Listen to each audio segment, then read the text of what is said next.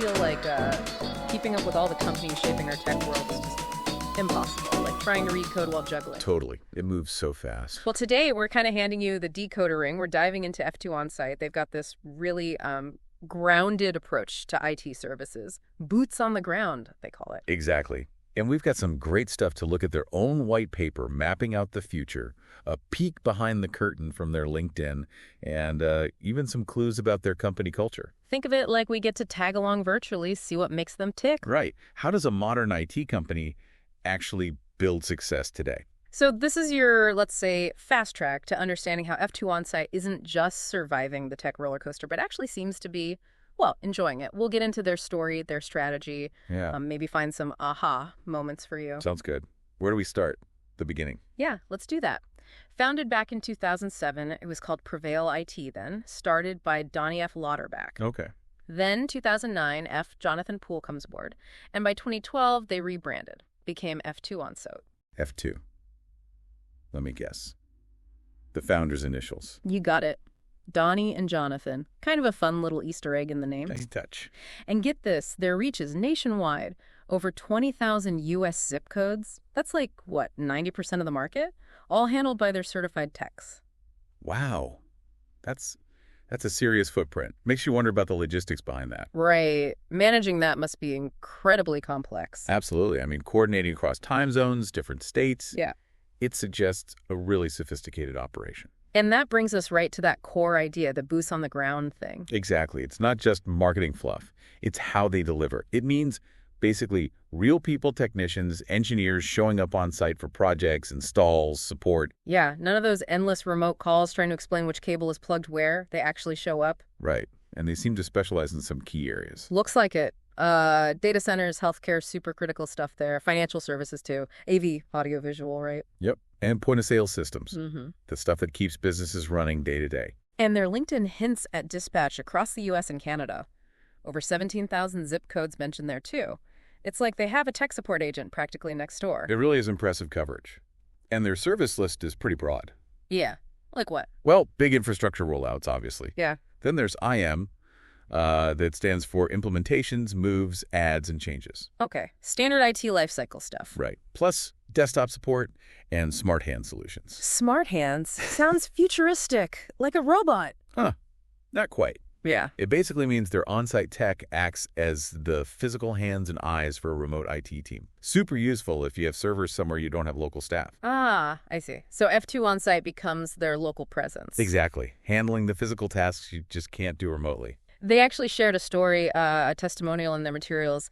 Lisa T., an IT manager in retail. Oh, yeah. She talked about a network refresh. Well. Get this, 320 stores using Meraki gear. Wow, 320 locations. That's a big project. And she said it went smoothly, stayed on schedule, which, let's be honest, for a project that size, smooth is like finding a unicorn, right? Totally. A unicorn riding a skateboard, like you said earlier, it really shows the value of having that coordinated on-site presence for big, complex jobs. So what's the magic behind it all? They talk about 3 pillars. Yeah, there are 3 foundational pillars: people, platform, and purpose. Should we unpack those? Let's do it. First up, people. Okay. They seem really focused on getting the right technicians. Heavy vetting, training, during busy times, maybe over 800 techs. That's a lot of boots. And this Learning Tracks program caught my eye. It's not just basic training. It's customized plans, certifications, even AI courses from Vanderbilt and Wharton. Vanderbilt and Wharton. Wow, okay. They're serious about upskilling. Yeah. That signals they're really trying to stay ahead, not just keep up. Definitely investing in their team. So what's the next pillar? Platform. Right, platform. They describe it as this scalable and intelligent engine behind everything. Daily deployments, complex installs, dispatch. It runs the whole show. Makes sense. You'd need some serious digital plumbing to manage that many people spread out everywhere. For sure. You can't manage that scale with sticky notes and hope. It needs a robust, smart system. Totally. Okay, and the third one, purpose. Yeah, their stated purpose is connect people and technology to unlock potential and drive growth. Sounds good. Ties the human element to the tech. It's not just fixing stuff, it's enabling bigger things. Exactly. It frames their work as more than just tech support. It's about helping organizations succeed. So who's steering this ship? The leadership team? Yep, looks like a solid lineup. Donnie Lauterbach, the founder, is president. Mm. F. Jonathan Poole is CEO and chairman. Okay. Then you got Angelo Samao as COO, keeping things running. Nicole Hill, CFO, managing the money. And Teddy Halikias, VP of Client Delivery, focused on the customer experience. Seems like a well-rounded team covering the key bases. And what's interesting is how their values seem woven into everything. They talk about empathy, transparency, accountability, agility. That empathy in all things mantra that really stands out. It's easy to put values on a website, harder to live them. True. But they mention their company blog showcases real stories reflecting this. Suggests it's more than just talk. And they have this thing called the F2 DNA, like 12 points defining who they are as a company. Yeah, sounds like they've really thought hard about their corporate identity, their organizational fingerprint. It sets the guidepost for how everyone should operate. Okay, let's shift gears. They have this big strategic plan, Project 50. Sounds ambitious. Ambitious is right. Yep. 5-year plan, 2025 to 2030. And they're grounding it in business science and Harvard Business School frameworks. Yeah, seems very deliberate, not just winging it. They break it down into phases, right? 3 phases, yeah. Phase 1, 25 to 26, is about optimizing what they have. Fine-tuning revenue, streamlining processes, reinvesting in training those learning tracks again, and automation. Building a solid foundation first. Makes sense. Exactly. Get the core strong before scaling up big time. Then phase 2, 27 to 28, is innovation time. Okay, what kind of innovation? Things like IT as a service, developing proprietary AI for ticketing and diagnostics. That sounds cool.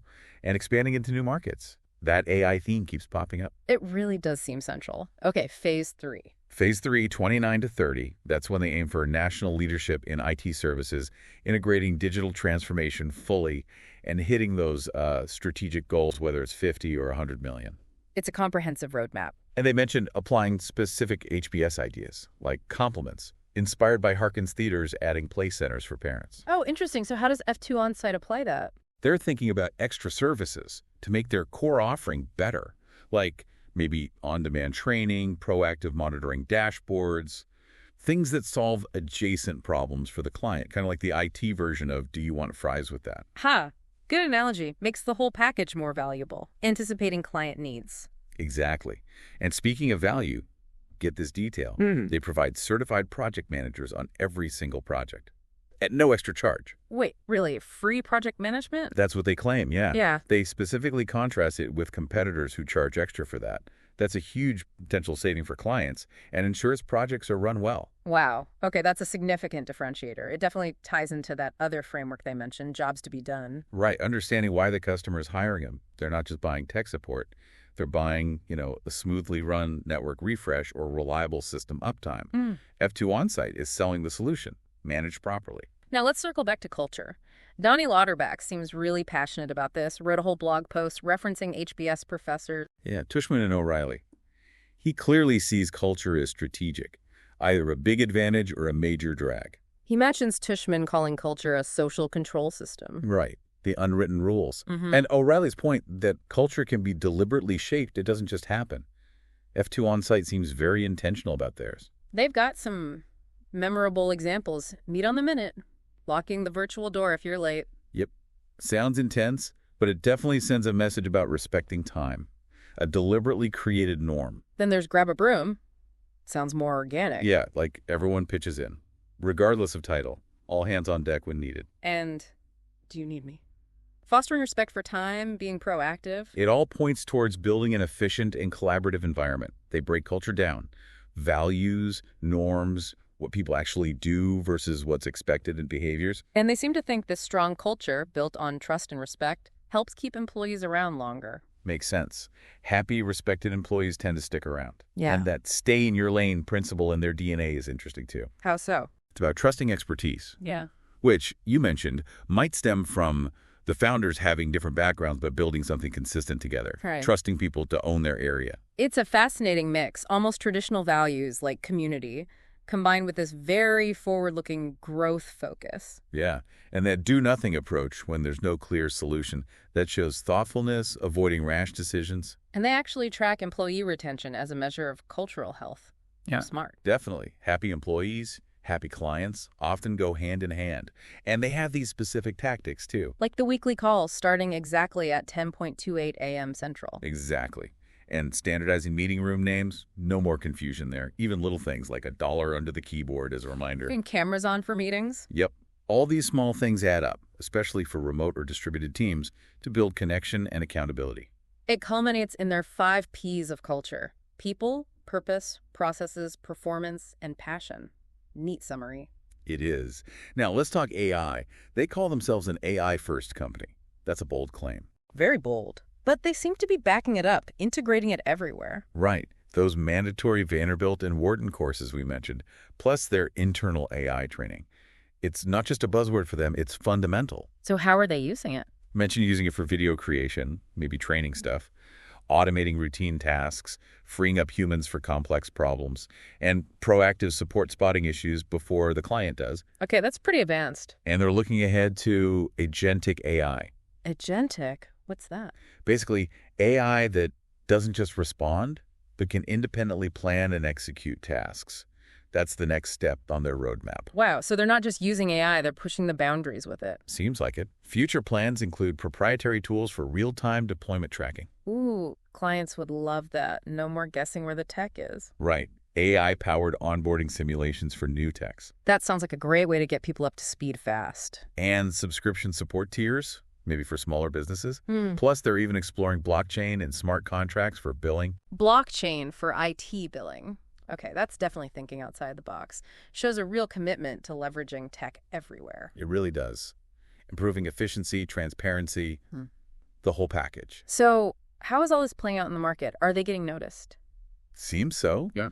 They mentioned being recognized in the Dallas 100 as one of the fastest growing IT firms. That's a good sign. It definitely shows momentum. And they credit their lean structure and customer-focused themes we've heard throughout. And partnerships. Yeah, strategic alliances with OEMs, other IT providers, offering integrated solutions.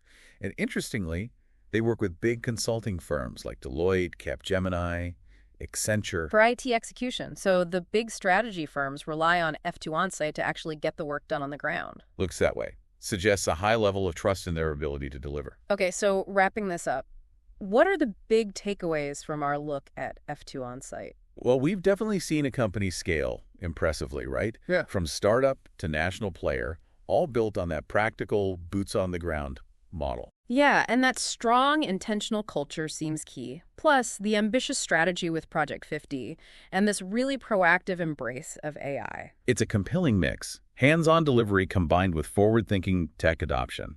It gives you, the listener, a really good look inside a company that seems to be navigating the tech landscape pretty successfully. It makes you think about that interplay between culture and strategy, doesn't it? How they feed each other. It really does, and it leaves you wondering. Go on. Well, it makes you think about your own world, maybe your own company or projects. What are those seemingly small cultural habits or norms that could actually have a huge impact, positive or negative? That's a great question. Something to chew on. If you want to dig deeper into F2OnSite, their website and LinkedIn page are probably the best places to start. Definitely worth a look if this sparked your interest. Well, this was a fascinating dive. It really was. Thanks for joining us, everyone. Until next time.